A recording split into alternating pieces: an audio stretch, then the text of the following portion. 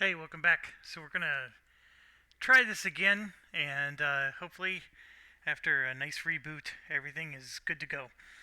So where were we at? Where we were at is we were getting ready to activate the red bad guy, which is back here, and his movement is 5. And if I can slide him over, you can see the card here. Probably not the easiest thing in the world to read at the camera angle, but his movement is 5. You can see he's got a ton of tokens on him, but none of these stench tokens only affect whoever's in his room. And then here, each hero in this enemy's room must either, for the fire, discard a focus or suffer a damage. There's nobody in his room at all, and even after he moves 5 spaces, there still won't be, because you'll see why right here. Just trying to make sure I can put everything in place. I'm bumping components around. So this guy can go 1, 2, 3, 4, trigger that trap, but he's not going to be able to move anymore, and he's going to be in a different room than the cleric. And he's going to attack the cleric. And if you're already looking ahead here and thinking ahead, you're going to see that these two guys are not going to be able to attack anybody. This one might, because she might have a range attack. I'll have to check. But the other one, this one for sure will not be able to, because they're going to basically be standing behind this big lug who's blocking the way. But he did step on a trap, so we're going to trigger that trap, and we get to do something. So looking at her cards, she can have each hero either gain a focus or an armor token. We could draw a search card, or we could deal 2 damage. And in this case, I think I want to deal 2 damage, because I need to start killing these guys. And dealing 2 damage to him is just going to remove his armor token, but that's still a good deal. I'm very happy with that. And I keep having faith in the search cards. Like, I keep wanting to find something awesome in there, and so far we haven't. We found a few, hey, you get 2 armor. We found at least 1 or 2 healing potions. But they haven't been, like, super fantastic, game-changing kind of things. The blinding powder was actually really good. But anyways, yeah, the 2 damage, we're going to take that for now. That's just raw damage that gets rid of his tokens, so that's good. And yes, he's going to attack the cleric, and he's going to attack the cleric with a pink attack, inflict 5, which is a or no. I was looking at the wrong guy. Hold on a second. The guy we're moving right now has 2 of these on him, and we're just damaging 1 of them. And that's fine. He's doing an attack 5 red. So our cleric has 2 dice for red. So let's go ahead and do that. And we block 2 of it. So we're going to take 3 damage with our cleric. Our cleric is 1 away from dying. And that is not good at all. No, that's not good at all. Yeah, we're in big trouble. There's nothing I can do about that. Okay, so next up is the Bray Servant, this guy. So he has a range of 4 with his attack. So these guys don't have just a range of 1. So the cleric is as good as dead. I don't know really what to say, because what's going to happen is he's going to move 1, 2, and then he's going to attack the cleric here, because that's the only guy in his range. And he's going to do it with a charisma attack, and we only have a 2 dice, and it's an inflict 5 again. And so we do, we block 2 of it. I could even block a 3rd, but it doesn't matter. Our cleric's dead. So we just lost our ally. This guy right here died. So he's removed from the game. Okay, so what does that mean for us? Well, it means we're not playing very well. That's the first part of it.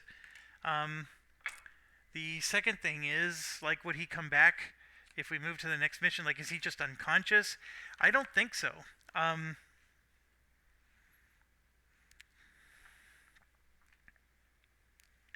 At the start of a quest, each hero controlling an ally places it. They ignore the focus results on the hero dice when performing a test. Oh yeah, I didn't even realize that part. I was probably playing that wrong in a few spots.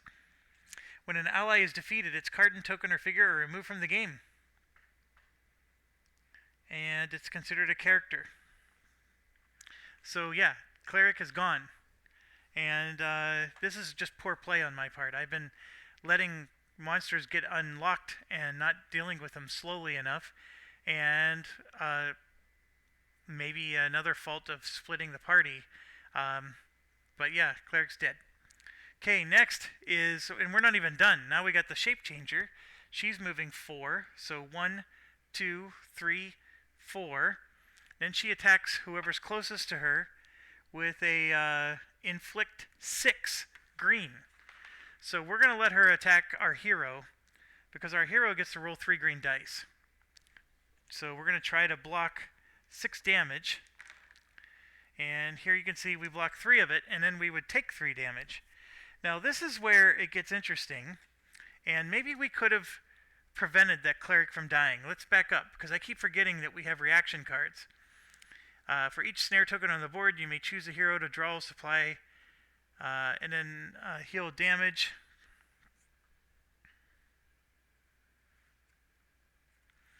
So yeah, I'm going to do that here. For each snare token on the board, you may choose a hero to draw a card or gain a focus, then gain 1 supply. Well, there's only 1 trap left on the board. We've actually been doing a good job of triggering those. I'm going to choose myself, and I'm going to have her, let's see, we don't need supply. We probably could use a focus, but we're going to go ahead and just draw another card. So we got this preparations, which is a good one. And then we are going to use this water. Each hero may heal 1 damage. I am going to do that, and so we'll go ahead and discard this. And it's largely for the healing. So she's going to get to heal. And of course we rolled another fire. So 1 damage gets healed from her. She's actually at full health. And then Ulrich gets to heal 1 as well. It's each hero. Okay, now Ulrich can play a reaction card, and this is where it gets tricky, because I don't think I have to retcon anything. When a hero would suffer damage that's within range, see, he can't do it. There's nothing I can do to help her. He needs to be near her, and splitting up the party was a dumb decision on my part. So, as you can see, it's backfiring on me a lot. Okay, so, yeah. Alright, so yeah, now she's going to have to just take 3 damage. Well, the good news for her is she has 1 armor, so that reduces it down to 2 damage. And then she has 2 of these armor tokens because she keeps finding shields. So she absorbs all the damage. She takes no damage at all, is what I'm trying to say. Alright, and then last but not least, this guy activates, and he will attack Huey, because Huey is closer than her. And he's going to attack Huey with a red inflict 5. And Huey only has 1 die to defend against it. And he does block 1. So Huey's going to take 4 damage. And believe it or not, that's not enough to kill him. So he has 5 total damage. And he needs 7 to get killed. So he's getting there. He's getting close. But losing our cleric hurts, because he was like a healer for us. He wasn't like one. He was a healer. And being able to heal that 2 damage every round was pretty nice. So that's our situation. And we're in trouble. We got 1, 2, 3, 4 of them to kill. And there's only two people. But that brings us to the end of the threat phase. Now we go to the villain phase. And this is what's going to hurt us. Right here, the diamond, each minion gains an armor token, and there is a diamond in the pool. So that's going to hurt us, and everybody's getting an armor token. So now these guys that we want to kill are just armoring up on us. So we have to do extra hits on them just to be able to start damaging them, and that's not good. Alright, but I did skip ahead a bit. Each hero must either discard an armor token or resist 3. So everybody has an armor token, so we're going to discard one, and that's exactly what we're going to do. Alright, so, and then we're going to draw a Gert card. Each character must either discard an armor token or resist 4. Well, that doesn't sound great. Karen has an armor token. Ulrich does not, and he has 2 resistance to the charisma. And he blocked 1, so that means he's going to take 3 damage. Ooh, he's taking a lot of damage now. 4, 5, 6. He has 1, 2, 3, 4, 5. He has 7 out of 12 damage. Ulrich does. So yes, I could have used a focus, but I'm not going to. I will actually gain 1 in that situation. Okay. Now we move to the quest. Alright, so if we're carrying a clue, so I'm starting with the quest, and this is where I'm going through the stuff. The main quest is if we're carrying a clue, we have to discard a focus or do a resist 3 with the intellect check. Ulrich has 2 clues, so he's going to discard 2 focus. And then Karen has 1 clue. So we did that. Then we go to the altar, and the altar says we're going to re-roll all these dice. And this swirly is bad, so every hero gets to re-roll 1. So we're going to start with Karen, and she likes that outcome. And then we're going to leave everything else alone. I mean, it would be sort of nice to get one of those, but we're leaving everything else alone. And so that's what we're going to accept. And then we move down. We got the fountain, nothing there. We have the alchemist desk, nothing there. The mirror, no one's next to the mirror anymore. The coffin, no one's there. And Karen is next to this, so let me move the camera, get you in place here. So this card gets discarded because we're next to the prison, and then Karen gets to draw this card, which is a broken shard. And while adjacent to the altar, you may discard this along with a matching copy to place a quest token on. So she'll hold on to it for now. The broken shard is a new type of item. And that brings us to the end of the quest phase. Now, she is next to the cage, so she could activate. She may reveal the top card of the threat deck and then place it to the top or bottom of the deck. So I'm going to go ahead and look at the threat deck right now, which is not very big. So this is the guy at the top of the deck, and I'll go ahead and, so I know that this is one that she can take on pretty well. I'm going to go ahead and move that to the bottom of the deck, because the person opening the next room is going to be Yorick. Okay, so, I mean, I'm definitely doing bad, at least according to my standards, but I don't know if I'm necessarily losing. Taking an ally along has a lot of limitations because there's things that you can do that helps heroes, but it doesn't help allies. Karen has a bad situation, that is for sure. But I think I'm going to stop getting cute with the cards, and we're going to just start hammering people this next round. So we are at the end. We now start with the heroes again. And let's start with Karen and try to get her out of her situation. We absolutely have to help Karen. So what is her situation again? It's a madness. And we lost, to be quite honest, Huey is less important than the cleric was. Huey's pretty worthless, if you ask me. This door, by the way, is here. We just moved it out of the way for camera purposes. Karen has this thing which would allow her to get a focus, or she can give one to Ulrich. And then she could choose to move a figure within range up to 2 spaces, which somebody pointed out is awesome because we can make them move into traps. Totally didn't even consider that, but that is a good option. Her cards is we have this feat here that she can either draw a card or place a snare token on an empty space within range for each success of this test. And that would be a 2 dice test for her. And then she can choose a figure within range using the swirly and move them 2 spaces. And we actually got rid of the swirly, so that was probably not a smart move on our part. This surveying the prey, we can move each enemy within range up to 3 spaces each once we use it. It's an action. And then we can exhaust this to move one enemy within range or one snare up to 2 spaces. So we can move our snares around, things like that. This is the perfect card to play when we actually have snares on the ground. So the problem I have is I have no card other than this one that lets me put snares on the ground. This is a freebie, so maybe I want to start with Karen first, get some snares on the ground, and then maybe see what we can do to move them around. But I'd be using a whole action just to move them onto snares, and I'm not sure I want to do that. I want to attack, attack, attack. So I'm going to actually hold on to her cards, and we're going to do exactly what I just said. We're going to attack, attack, attack. Now this says we attack, and then we're either discarding a focus or exhausting this card. If we exhaust the card, it doesn't stop us from using the action. So I don't, like, the thing is just really bizarre.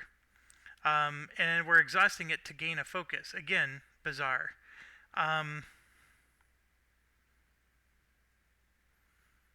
Such a weird card. I'm still convinced we're doing something wrong.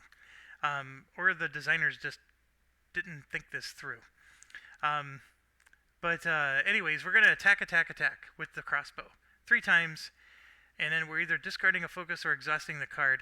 I'm going to assume that when it says exhaust the card, then we can't attack anymore, even though the rules say you can. That's what's so utterly frustrating about this. But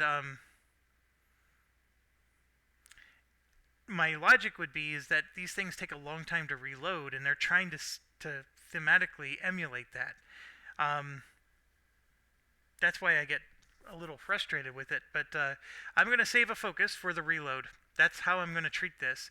So we'll attack, spend a focus to reload, attack again, and then I'll just let it exhaust because I don't need to reload a 3rd time.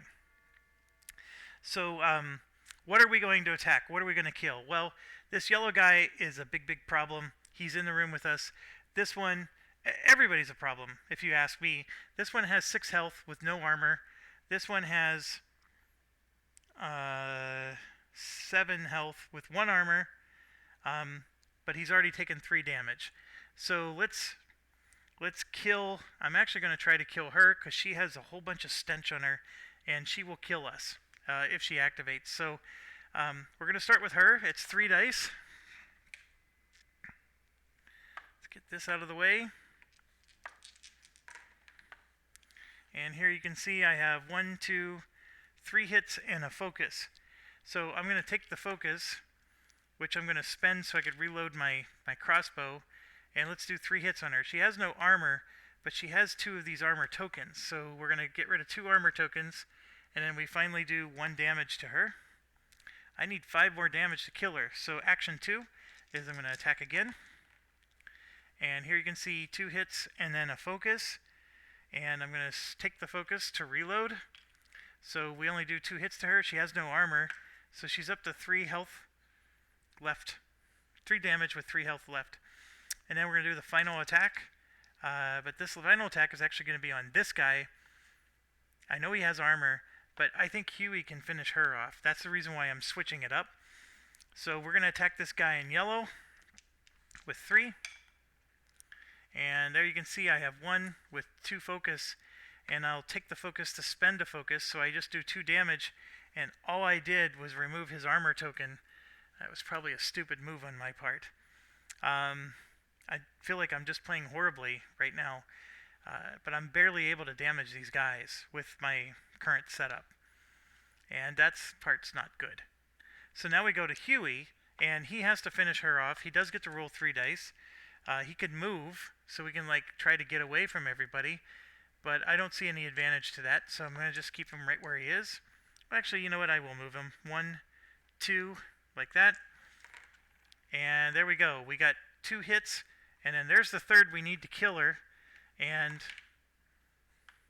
I think I just finished reading that allies don't do anything with focus tokens, which sucks. Allies ignore the focus results on hero dice. Yeah, they ignore it. So he basically just did 3 damage, which was enough, and so we did kill this girl. Give me a second, I just need to find where she was in the... I'm putting her miniature away. And why was she the important one? Well, she was in the same room as us, and she had 1, 2, 3, 4... She had 5 of these tokens on her, and whenever the threat triggers, she's going to add 2 more. She would have had 7 of these tokens on her, and she would have just killed us, because we're not going to be able to block 7 damage. And so yeah, the other guy's not going to be fun either, but she was definitely bad news. So we do kill her, we get a supply token, and you know what? We can spend supply tokens to add extra dice to our attack. That's the thing that I'm missing here. Oh my gosh. Yeah, I'm not being smart about this at all, am I? I have plenty of supply tokens. I need to spend them. Okay, so now we're done with these 2 guys. Like, with the supply token thing and me attacking this guy, let me retcon that for a bit. So when I rolled my 3 dice, I did only 2 damage, correct? I had, how did I only do 2 damage to him? I had a regular hit.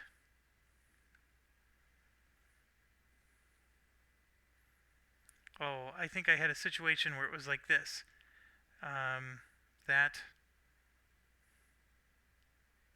had that situation.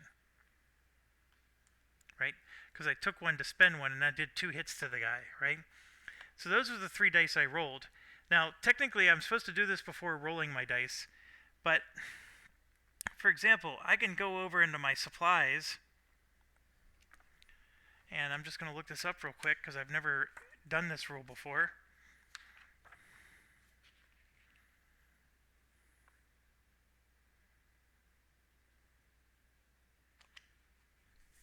Before rolling dice for a test, this hero may choose to discard 1 supply to roll 1 additional die. It may only be done once per test.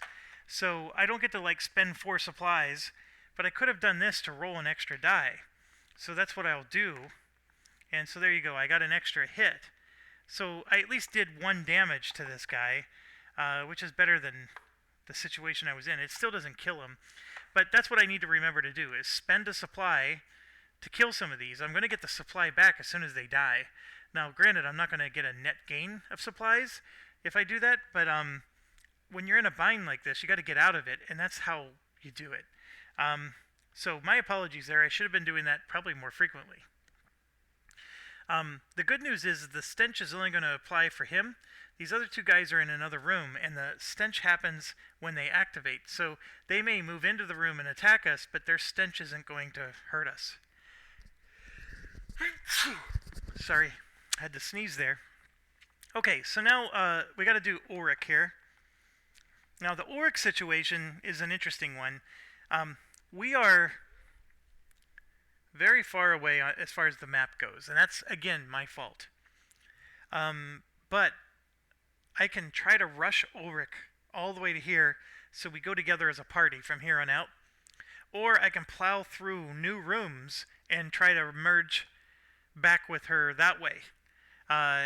If I take the latter option, I'm assuming she's going to get out of this situation. If any hero dies, we lose the game. Now, what's interesting is Ulrich is the one with all the damage. He's the one that needs to be healed, not her. That is the part I'm finding fascinating about this. But he has a ton of damage on him, in fact. But we're going to go ahead and open the door. I think we need to just stay the course. And if I lose the game, so what? It's solitaire. So, we're going to go ahead and open this with Q, the mage. First thing we do, draw a feature card, and we got a cauldron. A hero may place a search token on this card to gain a discarded consumable. Ooh, that's actually really cool. The cauldron is now out, and I have no idea which... Ooh, what a cool miniature that is. I do like the miniatures. Okay, so the cauldron goes there. I do have to confess that once the miniatures come on, the board, the Hero Quest board, looks a lot cooler. Don't really care for it outside of that.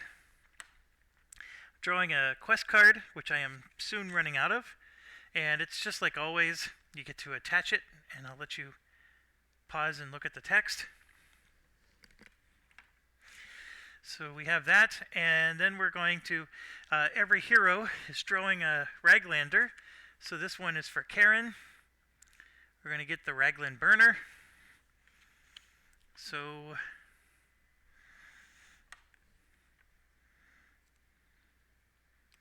this guy comes out, goes there, and then for Ulrich, we get a Raglan Blooder, which is going to be in Ulrich's play area.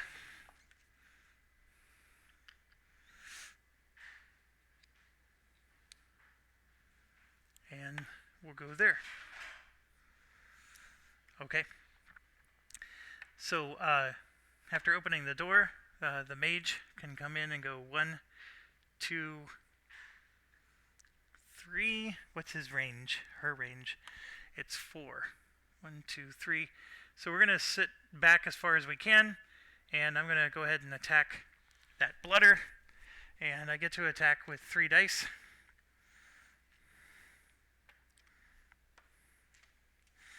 The blooder has 2 armor. Allies ignore focus dice, but that is a crit. And basically we just hit the 2 armor, and no actual damage was done. So the allies are not as good as advertised, if you have to ignore focus results. That's actually quite bad. Okay, so now we get to Ulrich, who hasn't done anything with his turn yet. And I think we want to do... The Sacred Ground is pretty cool. Can do a search, and then each hero within range may discard an inspiration to heal 2 damage. He has an inspiration on him, and he's going to use a diamond to give himself an inspiration and an armor token. So the inspiration he spends, he's going to get right back. And then he's also going to get an armor token on top of that, which is good, because we've been needing those. And here's the diamond. And I rolled another diamond, which I'm now going to spend to give him an inspiration, because his main character card lets him get one. So now he's sitting with 2 inspiration, and we drew a fire. Now this Sacred Ground was an action. So you could argue, well, that wasn't the best choice in the world, Jeff, but he has to run into melee range, so we're going to be spending all of his actions just moving anyways. But we all get a search in. His search is just 2 dice. And there you can see we have 2 successes, so it'd be 1 supply and 1 success, and we're going to go ahead and just take the supply, and then we're going to take the focus token for the other result, and then he gets to heal 2 damage. So we're going to get 2 of that damage off of him. That was his Sacred Ground action. He has 2 actions left.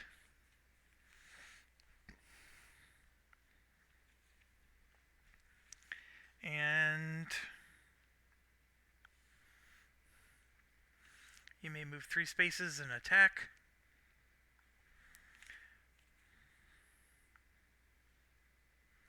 Oh, I need to put one of these on the mirror to show that we did a search on the mirror.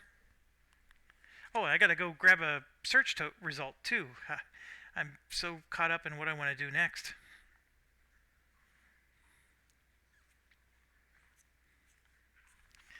Okay, so let me grab a search card. quick route. Use may move up to 5 spaces. Or I can exhaust it to move 2. Now that is an interesting dilemma. If I use it to move 5, I would actually be in range to attack. But I'm just going to exhaust it to move 2. So he's going to get 2 free movement here. 1, 2. Remember, you can't move diagonal through a door. So he had to move up 1 and then over 2.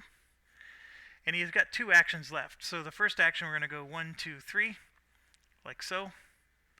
And then the next action, I'm literally 1 space too far away to be able to attack, unless I can get something that lets me move and attack, like this one. I can discard an inspiration to move 2 spaces and perform an action, and I can exhaust a flame to heal a damage, which might be useful. This one is 3 spaces in attack, and I think he has one.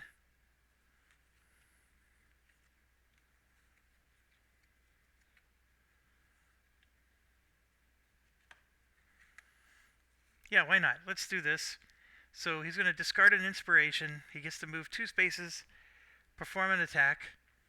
Well, an action, and his action will be to attack. And then I can exhaust a flame and heal a damage. Or gain an inspiration. The healing of damage does sound nice, but I don't know if that's going to burn all my inspiration. Do I need inspiration for anything else? I want to save the inspiration so I could do this reaction here.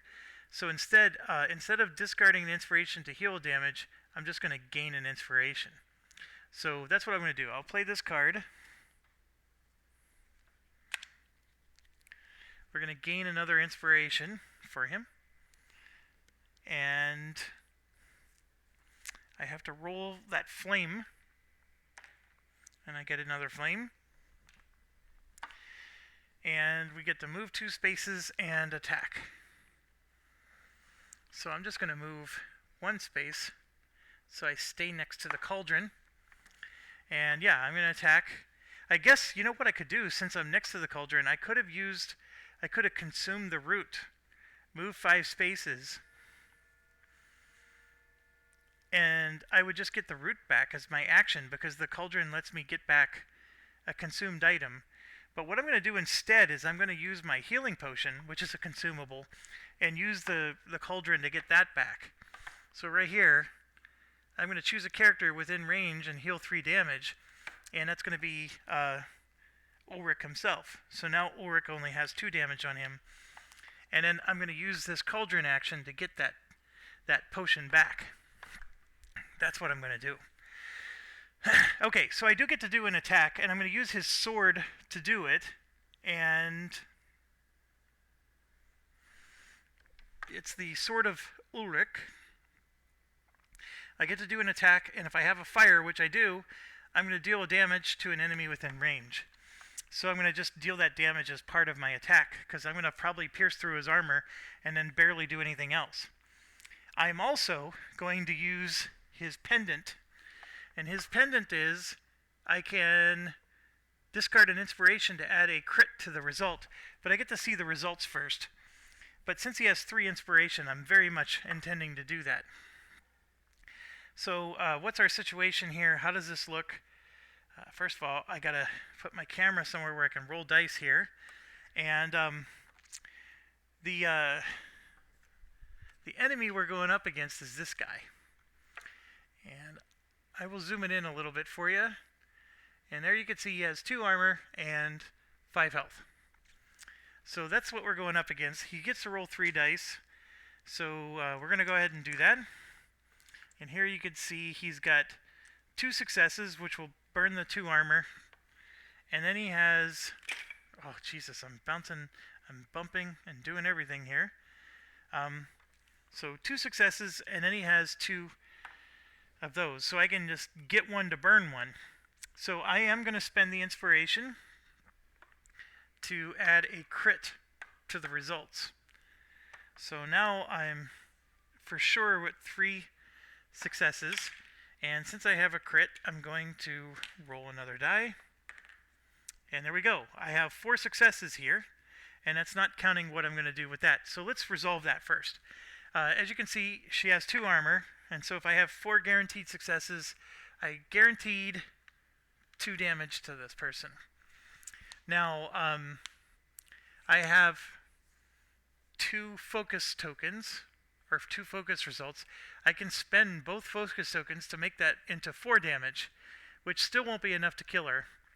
So what I'm going to do is I'm going to just take one to burn one and split the difference, and we're just going to do a 3rd damage to this guy.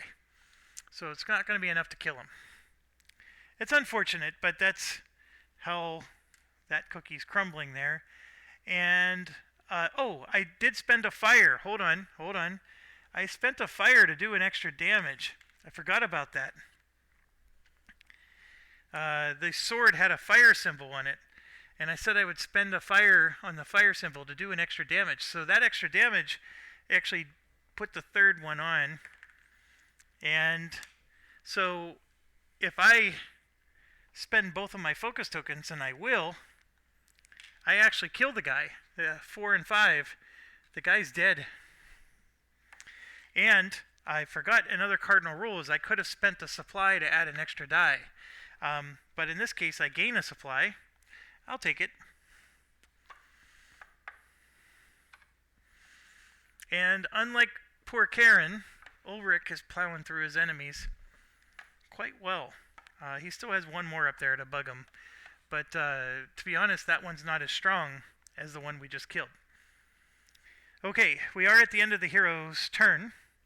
I think I did everything that I was supposed to do card-wise. However, they need to draw a card. So he gets Devoted Leader, which is not a bad card. And she gets Exploding Strike, which is the one that I got really enamored with, and it did nothing for us. So this is a worthless card. I don't really care for that one very much. Alright, so now we're going to go through the tableaus. Ulrich has nobody in his tableau. And so we're back to Karen again. And Karen is once again piling on the stink. So 2 stink is going on. So let me show you the guys that are here and how this is looking. So there's 1 yellow guy way down there with Ulrich. We'll talk about him in a second. The first one in Karen's lineup was this one. He got 2 more stink added to him. He's up to 1, 2, 3, 4, 5, 6, 7, 8 stink. If he ever ignites while we're in the same room as him, he's going to toxic nuke us with his farts. Alright, so now 2 more stink are going on to this guy, who is also deadly. 1, 2, 3, 4, 5, 6, 7 stink on him. And then this one here has 1, 2, 3, 4. He's going to have 6 on him, and he's going to trigger. And then the one in Ulrich's room is getting 2. So those 2 event cards on Karen is what's really hurting us. And the fact that Karen's not eliminating the enemies quick enough. They're just accumulating more and more stink. So this guy is going to trigger 6 stink when it's his turn. And it's not his turn yet, because we start with this one, who's going to move 5 and attack. And that's what he's going to do. He's going to move 1, and he's going to attack Karen right here. So his attack is 5 red, and Karen gets 2 dice for that. So we're going to go ahead and roll 2 dice for Karen. And she blocks 2 of them, so she's going to take 3 damage. And that's exactly what's going to happen. However, Ulrich is going to play his reaction card. And I think Karen has a reaction card as well. We may play hers, but let's do Ulrich's first. When a hero within range. Never mind, that's not going to do anything. And Karen's reaction card, it's all gone. We spent them all. So we have no reaction. Karen just takes 3 damage. Boo, hiss. Okay, so red guy's done. Now we move to this guy who can't hit anybody because he can shoot through the door, but he can't go diagonal through the door because the walls are in the way. So he's just going to move. Oh, I'm sorry. He can move 4 spaces. So 1, 2, 3, like that, and then he's attacking Karen. And he attacks with a inflict 5 red again. And Karen takes 3 more damage. Karen is almost dead. And now, yellow guy initiates, and this is where Karen might die. Because when yellow guy initiates here, he is doing 6 stink. So first we're going to start with Huey. He's going to do defense against the stink, and he has 2 dice. That's a crit. He blocks 3 of it, but Huey takes 3 damage, and Huey just died. So Huey's out of the game. The stink got him. I don't even know what to do with that card. Alright, and then the problem is Karen's got the same issue. So she's going to roll 2 dice. She's going to use a focus. And she takes 4 damage, and Karen dies, and we just lost the game. So I didn't manage this game well at all. I don't know what to do. I mean, this whole thing was supposed to be, we were supposed to do a campaign. And to be quite honest, I'm absolutely exhausted to restart this scenario. It would be the most exhausting thing in the world to do.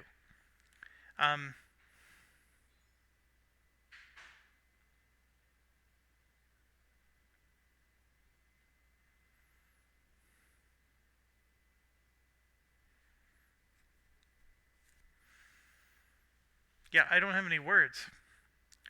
I mean, I could retcon, which is like a cheating thing, but, you know, like, let's just continue the campaign and assume she didn't die. We could, I mean, this is a use. So in between actions, like before he rolled his stink test, I think I'm allowed to do that, right? To heal 3 damage. So if that's the case, she would just take 1 more damage.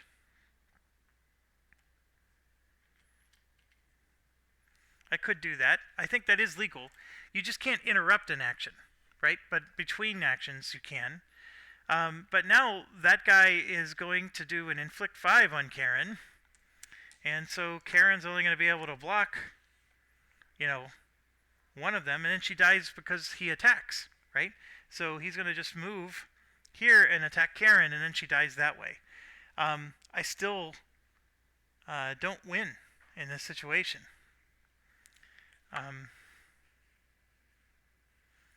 The issue is if she was next to Ulrich, he could have played his reaction cards to minimize the damage she takes. That would have helped. So splitting up the party was a big mistake.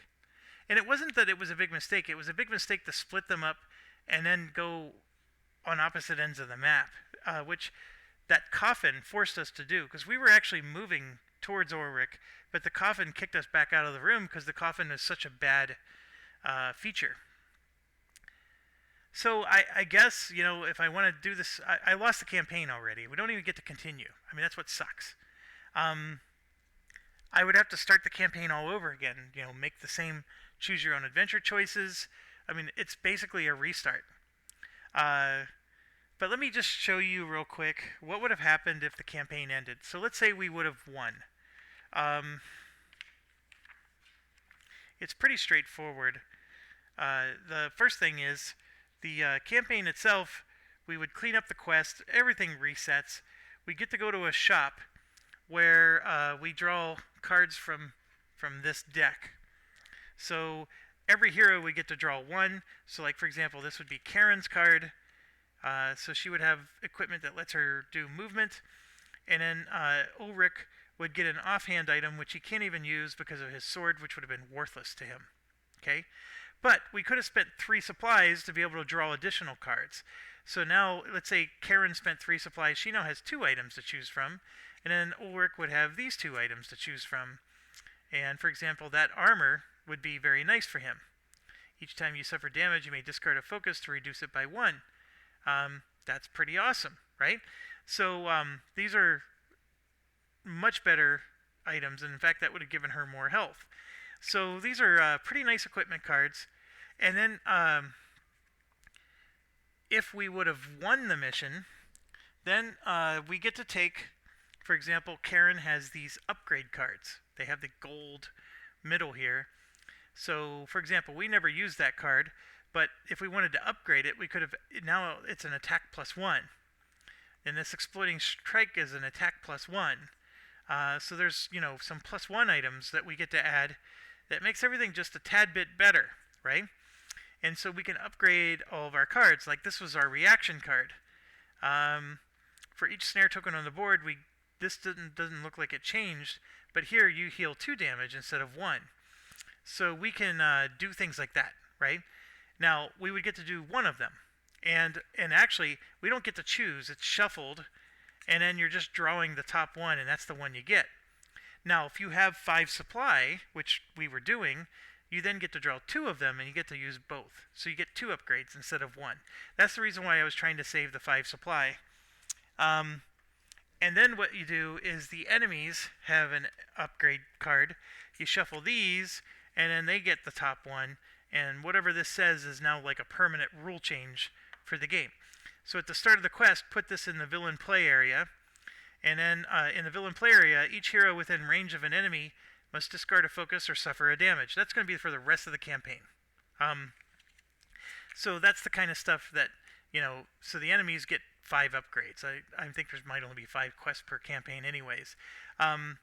So that's pretty much it in a nutshell. There's not, it's not that involved. Now, the actual campaign itself might have an upgrade, and I accidentally dropped it on the floor, so give me a second here.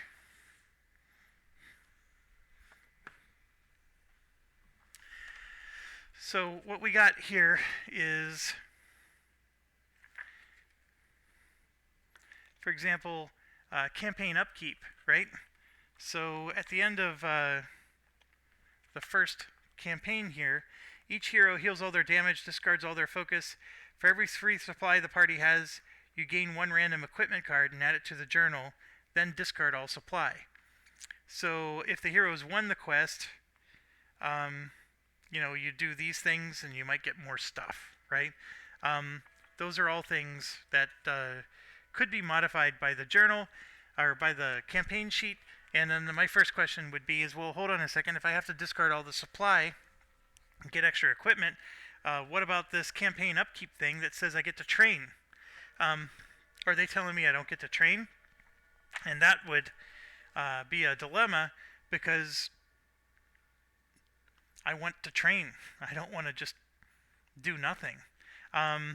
But if I don't train, then the enemy doesn't get upgraded either. So that's the part about this that's a little weird. I would hope that I would get to train. And I'm looking at I'm jumping ahead in the book, and there's no mention of being able to train in the later missions either. So that's a little annoying, to be quite honest. And then there's mention of Huey. Well, what do we do if Huey died? Does he just come back? So he was treated as being Well, here we go. Add 1 random enemy upgrade card to the journal. So right here, there's an enemy upgrade card added at the end of Chapter 2, which we haven't played. And here we get a random hero upgrade card belonging to the hero in the journal. So there we get to do an upgrade at the end of Chapter 2. Here we go. Each hero adds... So at the end of our chapter, we would have gotten to upgrade. And then if Huey's not in the journal, we would go to 20. And then if we lost, this stuff happens. But anyways, thanks for watching. Stay awesome. I guess we have to start over.